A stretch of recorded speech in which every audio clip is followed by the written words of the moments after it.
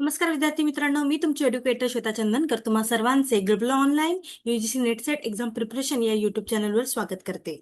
UGC net exam 2025 साठी आपण prepare करतो आहोत आणि पेपर 2 विषय मराठी यामध्ये आपण घटक 9 साहित्य प्रकारांचा सूक्ष्म विचार याचे महत्त्वाचे पीवायक्यू प्रश्न पाहणार आहोत. आपण ही सिरीज नव्याने सुरू केलेली आहे. युनिट 10 घटक 10 पासून आपण घटक 1 पर्यंत जाणार आहोत आणि महत्त्वाचे पीवायक्यू प्रश्न पाहणार आहोत. त्यामुळे ही सिरीज नक्की फॉलो करा आणि आपली पेपर 2 विषय मराठीची जी बॅच आहे ती आजपासून सुरू होते आहे. त्यामुळे नक्की एनरोल करा किंवा मग ग्लोबल ऑनलाईन ॲप प्ले स्टोअरवरून डाउनलोड नक्की करा. 9व्या युनिटमधून साहित्यामधून सूक्ष्म विचारातून काय सिलेबस आहे किंवा मग कशावर जास्त भर दिलं जातं हे सगळं आपण इथे डिस्कस करणार आहोत. त्यामुळे हा व्हिडिओ शेवटपर्यंत नक्की बघा. ग्लोबल ऑनलाईन आपल्यासाठी घेऊन आले आहे पूर्ण अभ्यासक्रमाचा कोर्स पेपर 2 विषय मराठीचा. या बॅचमध्ये तुम्हाला मिळणार आहे पेपर 1 जो आहे तो मोफत मिळणार आहे. सोबत रेकॉर्डेड आणि लाईव्ह क्लासेस असणार आहेत. पूर्णही 10 युनिट्सचे नोट्स सोल्युशन सोबत मिळणार आहेत. 20 अधिक टेस्ट सिरीज तुमच्यासाठी उपलब्ध करून देणार आहे आणि पूर्ण अभ्यासक्रम चाचणी सुद्धा असणार आहे. याची जे फीज आहे ती 10,000 रुपये आहे, पण तुमच्यासाठी खास ती 8,000 रुपये असणार आहे. त्यामुळे नक्की डाउनलोड करा किंवा दिलेल्या नंबरवर तुम्ही संपर्क साधून सुद्धा माहिती मिळवू शकता. बघा, ग्लोबल ऑनलाईन ऍप डाउनलोड केल्यानंतर आपण इथे मराठी असं लिहू शकतो. त्यानंतर आपल्याला 2 असे येतात, MS set UGC net paper 2 Marathi, UGC net Marathi 2025. ठीक आहे, हे येतं आणि आपल्याला पब्लिश कोर्स करायचं. त्यामध्ये तुम्हाला दिसून जाईल की weekly test, revision crash course, mock test, PYQ सगळं सगळं तुमच्यासाठी अवेलेबल आहे. ठीक आहे, तर यासाठी तुम्हाला ग्लोबल ऑनलाईन ॲप प्ले स्टोअरवरून डाउनलोड करावा लागेल. घटक 9 साहित्य प्रकारांचा सूक्ष्म विचार यामध्ये साहित्य प्रकाराची संकल्पना आपल्याला पाहायची आहे. या बॅचमध्ये अभ्यास करताना पौवार्त, पाश्चात्य, महाकाव्य, आख्यान काव्य, खंडकाव्य काय असतं, कविता काय असतात, त्यामध्ये दीर्घ कविता काय आहे, मग भाव कवितामध्ये काय काय येतं, अभंग, ओवी, लावणी, पोवाडा याबद्दल प्रश्न विचारले जातात. आणि नेटचा पण पेपर आपण याआधी डिस्कस केलेला होता. त्यामध्ये भरपूर लावणी आणि पोवाड्याबद्दल विचारले गेले आहे. त्यामुळे हे काय होते, इम्पॉर्टंट होऊन जाते. त्यानंतर लघुकथा, कथा, दीर्घकथा, लघु कादंबरी, कादंबरी, नाटक, एकांकिका, पथनाट्य, रिंगणनाट्य, महानाट्य हे सुद्धा महत्वाचे आहे. त्यानंतर चरित्र, आत्मचरित्र कोणाचे, आत्मकथा कोणाचे, आत्मकथन हे सगळं विचारलं जातं. हा ना, जुळ्या जावामध्ये आपण शिकलो होतो. रोजनिशी, प्रवास वर्णन हे जुळ्या लावामध्ये किंवा पर्याय देऊन आपल्याला उत्तरे प्रश्न विचारले जातात. त्यानंतर निबंध, वैचारिक निबंध, ललित निबंध, व्यक्तिचित्र आणि समीक्षा आणि समीक्षेची पद्धती हे सगळं आपल्याला घटक 9 मध्ये शिकायचं आहे. याबद्दल सगळी माहिती घेऊन घ्यायची आहे. ठीक आहे, कारण यामधलं सगळं महत्वाचं आहे. हे जे आहे पूर्ण महत्वाचं साहित्य प्रकारची संकल्पना, चरित्र, आत्मचरित्र सुद्धा आता खूप महत्वाचे ठरत आहेत. ठीक आहे, चला तर मग पहिला प्रश्न पाहूया. कला आणि वाङ्मय क्षेत्रातील कृतीमधील सौंदर्य स्थळे व दोष स्थळे दाखवून मूल्यनिर्णय करणारी कला म्हणजे समीक्षा अशी व्याख्या यांनी केलेली आहे. JS मॅरी, वेबस्टर कोश, बुनेनियर की न्यू इंग्लिश डिक्शनरी कोणी केलेली आहे?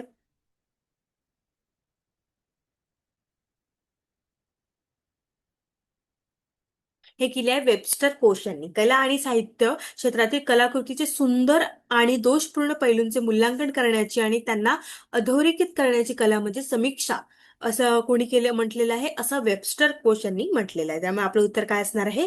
ब असणार आहे. आणि एक सुप्रसिद्ध स्त्रोत आहे. ठीक आहे. त्यानंतर सर्जनशील टीकाकार हा कवी आणि कादंबरीकार यांच्यापेक्षाही एका परीने श्रेष्ठ म्हणावे लागेल हे मत आहे. यांनी कोणी व्यक्त केलेलं आहे हे मत? तर चित्र माडखोलकर, गत्र माडखोलकर, वि. स. खांडेकर की बासी मर्ढेकर? आपल्याला माहिती आहे चित्री माडखोलकर हे एक प्रख्यात मराठी लेखक आणि समीक्षक आहेत. त्यानंतर माडखोलकर सुद्धा एक मराठी लेखक आणि काय आहेत, समीक्षक आहेत. त्यानंतर वि. स. खांडेकर यांनी ज्ञानपीठ पुरस्कार विजेते आहेत, कादंबरी आणि लघुकथासाठी प्रसिद्ध आहेत आणि एक प्रसिद्ध मराठी लेखक, उत्तम लेखक असतानाही त्यांनी प्रामुख्याने समीक्षेच्या श्रेष्ठतेबद्दल टीकात्मक दृष्टिकोन व्यक्त केलेला आहे. त्यानंतर मर्ढेकर तर आपल्याला माहितीच आहे, बासी मर्ढेकर एक अत्यंत प्रभावशाली मराठी कवी आणि समीक्षक आहेत. ज्यांना आधुनिक मराठी कवितेचे प्रणेते असं म्हटलं जातं. ठीक आहे, आता टीकाकाराची भूमिका कोणी केली आहे? हे केलेलं आहे गत्र माडखोलकर यांनी. ठीक आहे, ब आपलं उत्तर आहे. त्यानंतर साहित्य समीक्षेचे लेखक कोण आहे? साहित्य समीक्षेचे लेखक कोण आहे? नागो चाफेकर, नागो कालेलकर, केळकर की फडके? साहित्य समीक्षेचे कोण आहेत? नासी फडके जे आहेत ते एक मराठी साहित्य समीक्षेत एक महत्वाचे नाव आहे आणि अनेक ग्रंथावर आणि लेखकावर त्यांनी विस्तृत समीक्षा सुद्धा केलेली आहे. नंतर काव्याची निर्मिती करणे आणि त्यांचे विश्लेषण करणे यात फरक आहे हे कोणी दाखवून दिले?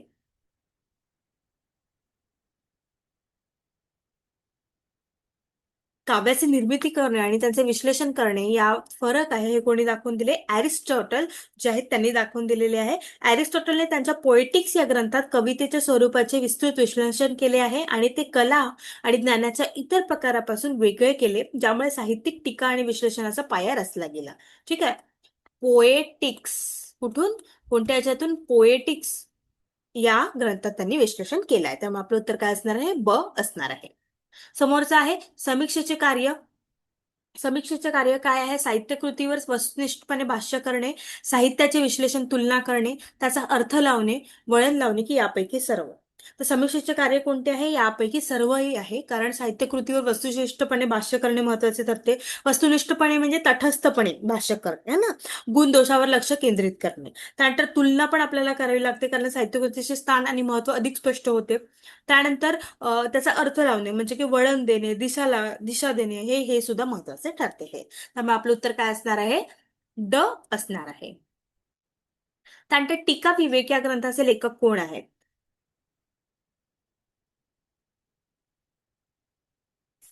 कोण आहे टीका विवेक या ग्रंथाचे लेखक?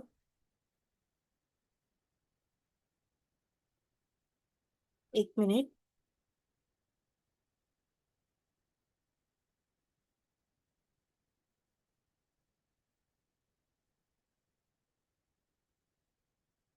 टीका विवेक या ग्रंथाचे लेखक कोण आहे?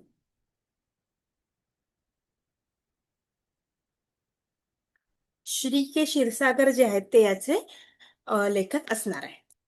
त्यानंतर ललित साहित्याचे आकलन, आस्वादन व मूल्यमापन करण्यासाठी गांभीर्याने होणारा विचार, व्यवहार म्हणजे समीक्षा, हा विचार कोणी मांडलेला आहे? रागजाधव, वाल कुलकर्णी, भालचंद्र नेमाडे की गोमा पवार? हे मत कोणी मांडलेले आहे? हे मत मांडलेले आहे राग जाधव यांनी. ललित साहित्याचे आकलन, आस्वादन व मूल्यमापन करण्यासाठी गांभीर्याने होणारा विचार, व्यवहार म्हणजे समीक्षा, हे कोणी मांडलेले आहे? राग जाधव यांनी मांडलेले. समोरचा प्रश्न आहे, उपस्थिती मम कोडपी समाधान धर्मे कालोहय निर्विद विपुलाची पृथ्वी, हे कोणी म्हटलेलं आहे? महाकवी भवभूती भरतमुनी, महाकवी कालिदास की व्यास? कोणी म्हटलेलं आहे? हे म्हटलेलं आहे महाकवी भवभूती यांनी. ठीक आहे. त्यामुळे आपलं उत्तर काय असणार आहे? अ असणार आहे. नंतर साहित्य म्हणजे मानवी उन्नयाची जीवनसत्वे, समीक्षक या जीवनसत्वाची आरोग्यवर्धकता तपासतो. पूर्वार्ध बरोबर, उत्तरार्ध चूक, पूर्वार्ध चूक, उत्तरार्ध बरोबर, पूर्वार्ध व उत्तरार्ध बरोबर की पूर्वार्ध व उत्तरार्ध चूक? अशा पद्धतीचे प्रश्न विचारले जातात. स्टेटमेंट विधान जे म्हणतो आपण, है ना.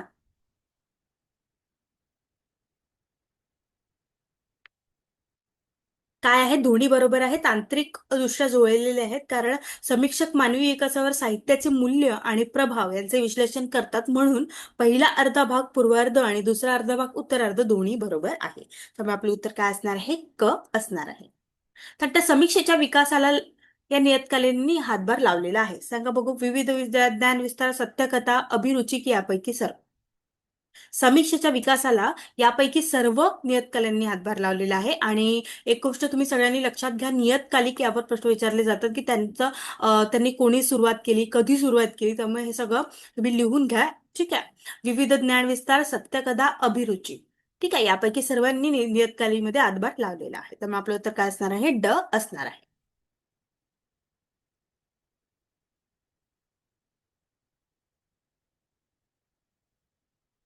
1887 मध्ये विविध 67 मध्ये आलं होतं विविध ज्ञान विस्तार. ठीक आहे. कारण त्या संस्कृतमध्ये वामनाने दोन प्रकार सांगितले आहेत, एक निबद्ध काव्य आणि दोन अनिबद्ध काव्य. ते हे मत कोणी मांडले? अरिस्टॉटल, वामन, भरत की अभिनवगुप्त? निबद्ध काव्य म्हणजे काय? तर रचलेले काव्य. कोणते? रचलेले काव्य. आणि अनिबद्ध म्हणजे काय? तर न रचलेले काव्य. ठीक आहे.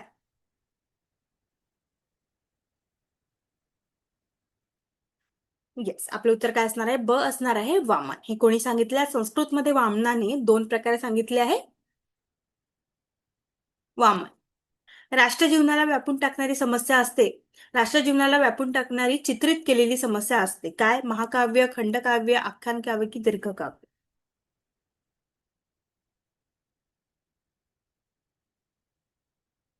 महाकाव्य काय एक दीर्घ कथात्मक ज्यामध्ये आपली संस्कृती, राष्ट्रासाठी महत्वाचे वीर कृत्य या घटना असतात. खंडकाव्यामध्ये तर एखाद्या पात्राच्या किंवा राष्ट्राच्या संपूर्ण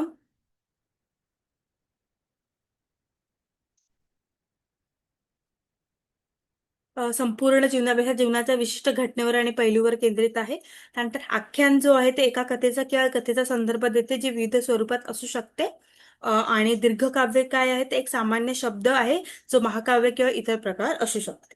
ठीक आहे, तर आपलं काय आहे, राष्ट्रजीवनाला व्यापून टाकणारी समस्या ही महाकाव्यामध्ये सांगितलेली गेलेली आहे. ठीक आहे, हे काय त्याचे वैशिष्ट्य ठरणार आहे.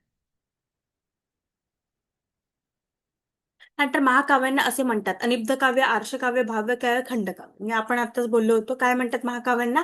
आर्षकाव्य असं सुद्धा म्हणतात आहे. ठीक आहे, दुसरं नाव आहे. ठीक आहे, महाकाव्यांना काय म्हणतात? आर्षकाव्य असे म्हणतात आहे.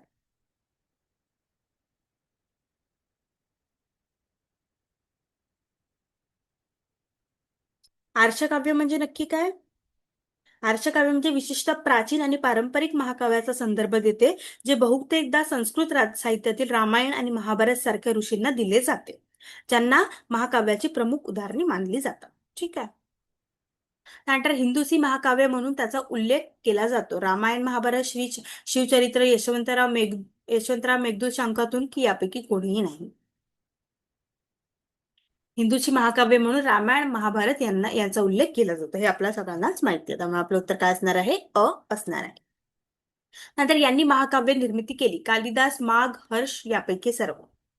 कोणी महाकाव्याची निर्मिती केली? यापैकी सर्वांनी महाकाव्याची निर्मिती केलेली आहे: कालिदास, माघ आणि हर्ष यांनी सुद्धा. नंतर महाकाव्याच्या विषयापैकी एक विषय घेऊन त्यावर लिहिलेले सलग एकाच खंडाचे महाकाव्य हे मत पण फार मोठे नसलेले काव्य यांनी मांडलेले आहे. वि स खांडेकर, राष्ट्रीय जोग, गोम पवार की आनंद यादव. महाकाव्याच्या विषयापैकी एक विषय घेऊन त्यावर लिहिलेले सलग एकाच खंडाचे महाकाव्य कोणी मांडलेले आहे? हे मांडलेले आहे राश्री जोग यांनी. मराठीतील साहित्यिक समीक्षेवर आधारित त्यांनी हे महाकाव्याबद्दल, काव्याच्या स्वरूपाबद्दल आणि साहित्यिक प्रकारांबद्दल त्यांच्या मतासाठी ते ओळखले जातात. महाकाव्याच्या विषयावर एक विषय राखून ठेवले एकाच खंडाचे महाकाव्य हे मत फार. ठीक आहे. खंडकाव्यात खंडकाव्यात एका विशिष्ट जीवनखंडाचे चित्रण केले असते. कथेच्या आधारे जीवन दर्शन व व्यक्तिदर्शन वा विचारदर्शन घडवणे हा त्याचा हेतू असतो. पूर्वार्ध बरोबर उत्तरार्ध चूक, पूर्वार्ध उत्तरार्ध चूक, पूर्वार्ध बरोबर उत्तरार्ध चूक की पूर्वार्ध बरोबर उत्तरार्ध बरोबर? दोन्ही बरोबर. सांगा बघू.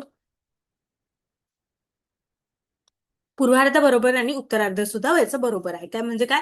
खंडकाव्यात एका विशिष्ट जीवनखंडाचे चित्रण केलेले असते आणि मग उत्तरार्ध काय आहे तर कथेच्या आधारे जीवनदर्शन, व्यक्तिदर्शन वा विचारदर्शन घडवणे हा त्याचा हेतू असतो.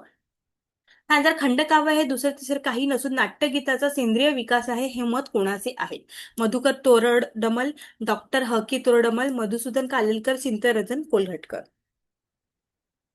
खंडकाव्य हे दुसरे तिसरे नसून नाट्यगीतांचा सेंद्रिय विकास आहे. हे काय टीकात्मक हे आहे, मत आहे, ते डॉक्टर हकी तोरडमल यांनी केलेले आहे. आनंदवर्धनने कवितेचे वर्गीकरण अशा प्रकारे केलेले आहे. कशा प्रकारे केलेले आहे? निब्ध, अनिब्ध काव्य, पर्यायबंध, कलाप, उत्तम मध्यम काव्य की यापैकी नाही? कोणी केलेले आहे? कसं केलेलं आहे? ते केलेलं आहे उत्तम मध्यम काव्य. आनंदवर्धननी या पद्धतीने केलेले आहे. आपण आताच पाहिलं होतं, निब्ध म्हणजे रचलेले, अनिब्ध म्हणजे न रचलेले काव्य.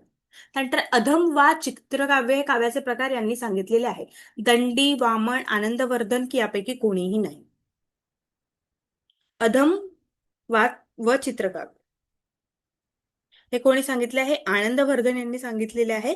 ठीक आहे, अधम काव्य किंवा चित्रकाव्य ज्याला म्हणतो आपण.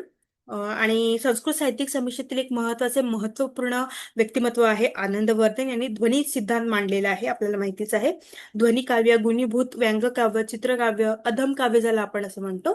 ठीक आहे, अधम काव्यामध्ये काय काय येतात मग? गुणीभूत व्यंगकाव्य येतात, चित्रकाव्य येतात आणि ध्वनी काव्य येतात. ठीक आहे, जेव्हा किंवा असं आलं तर मग आनंदवर्धन आहे ते आपण टिक करून घ्यायचं. चित्रकाव्य हे कवितेचे सर्वात निम्न स्वरूप मानले जाते कारण त्यात ध्वनीची सूचक शक्ती नसते आणि ते प्रामुख्याने मौखिक किंवा चित्रमय अलंकारावर अवलंबून असते. ठीक आहे, त्यामुळे आपलं उत्तर काय असणार आहे? ब असणार आहे. नंतर भारतीय साहित्यशास्त्रात असे ज्यास म्हटले आहे ते संस्कृत मानले गेले होय. व्याकरण, भाषारूप, साहित्यशास्त्र, अक्षरलिपी. जे संस्कृतात मांडले गेलेले आहेत भारतातील साहित्यशास्त्र असे ज्यास म्हटले आहे ते काय आहे? ते काय? साहित्यशास्त्र असणे आहे. ठीक आहे, आपलं उत्तर काय? क आहे. रसासंबंधी मौलिक विवेचन कोणी केले? रसासंबंधी हे तर माहितीच आहे आपल्याला उत्तर. भरतमुनी, भामह, रामदास, कृपाळदेव. रस संबंधी भरतमुनींचे रस आहे, आपण ऐकलेच आहे. पारंपरिकपणे भरतमुनींनी नाट्यशास्त्र लिहिण्याचे श्रेय दिले जाते, पण जो कलाकृतीवर एक प्राचीन भारतीय ग्रंथ सुद्धा आहे आणि रस याच्यावर त्यांनी रस जे आहे सिद्धांताची सविस्तर चर्चा केलेली आहे. ठीक आहे. रस ही भारतीय कलामध्ये विशिष्ट शास्त्रीय भारतीय नृत्य, संगीत आणि नाटकात एक संकल्पना आहे जी कलाकृतीद्वारे प्रेक्षकांमध्ये निर्माण होणाऱ्या भावनिक चव आणि सारांचा संदर्भ देतो. ठीक आहे, त्यामुळे आपलं उत्तर काय असणार आहे? अ असणार आहे. नंतर इसवी सनाच्या कितव्या शतकात भामह हा मीमांसक होऊन गेला? 12व्या, 13व्या, 5व्या की 6व्या? तर इसवी सनाच्या 6व्या शतकात भामहा जो आहे हा मीमांसक होऊन गेलेला आहे. म्हणजे त्याचं काय निश्चितपणे सांगणे थोडे कठीण असते, पण 6व्या शतकात त्यांनी झालेले आहे. नंतर कुंतक हा मीमांसक कितव्या शतकात होऊन गेलेला आहे? 5व्या, 8व्या, 10व्या की 12व्या? हे कधी झालेले आहे? 10व्या याला झालेले आहे.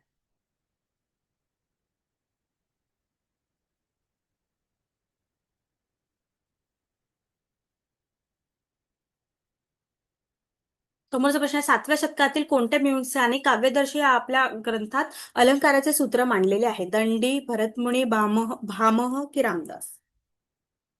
कोणी मांडलेलं आहे? हे दंडी यांनी मांडलेले आहे. ठीक आहे, मीमांसक, काव्यदर्शन, अलंकार, सूत्र हे प्रमुख शब्द आहे. ठीक आहे, दंडी यांनी मांडलेले आहे कारण तो 7व्या शतकातील मीमांसक होता आणि काव्यदर्श या ग्रंथात त्यांनी मांडले आहे. कोणते काव्यदर्श? ठीक आहे. नंतर 9व्या शतकात मध्यास कोणत्या मीमांसाने आपला ध्वन्यालोक हा ग्रंथ प्रसिद्ध केला आणि सर्वात चर्चेला कलाटणी देणारा ध्वनिसिद्धांत मांडला? तो कोणी? आनंदवर्धन यांनी मांडलेला आहे. आताच आपण पाहिलेलो आहे. ठीक आहे, त्यामुळे आपलं उत्तर काय असणार आहे? ब असणार आहे. अशा पद्धतीने आपण थोडंसं लक्षात ठेवायचं आणि अशा पद्धतीने उत्तर द्यायचं पटकन. त्यानंतर आनंदवर्धनाच्या कोणत्या शिष्याने ध्वनिमतावर केलेलं भाषण लोसन टीका म्हणून सर्व प्रसिद्ध आहे? दंडी, अभिनवगुप्त, हेमचंद्र की मम्मट? आनंदवर्धनचे शिष्य कोण आहे? अभिनवगुप्त आहे. त्यामुळे आपल्याला माहिती पाहिजे की आनंदवर्धनाचे शिष्य कोण आहेत? अभिनवगुप्त आहे. ठीक आहे. Okay everyone, that's it for today. आज आपण युनिट 9 म्हणजे घटक 9 याचे प्रश्न पाहिलेले आहे, PYQ प्रश्न. आता आपण घटक 8 कडे वळूया. उद्या आपण घटक 8 पाहूया, त्यामुळे ही सिरीज नक्की फॉलो करा. आजपासून 14 जुलैपासून आपली बॅच सुरू होते आहे मराठीची. नक्की जॉईन करा, इनरोल करा. याचा तुम्हाला खूप फायदा होणार आहे. किंवा ग्लोबल ऑनलाईन ऍप त्याच्यावरून डाउनलोड करून सुद्धा तुम्ही मिळवू शकता किंवा यावर कॉल सुद्धा करू शकता दिलेल्या नंबरवर. आणि एकंदरीत मराठीचा सिलेबस जो आहे तो खूप वास्ट आहे, त्यामुळे आपल्याला अवांतर वाचन आणि जॉईन करून बॅचेस जॉईन करून लाईव्ह क्लासेसमध्येच अभ्यास करावा लागतो. त्यामुळे नक्कीच जॉईन करा. धन्यवाद.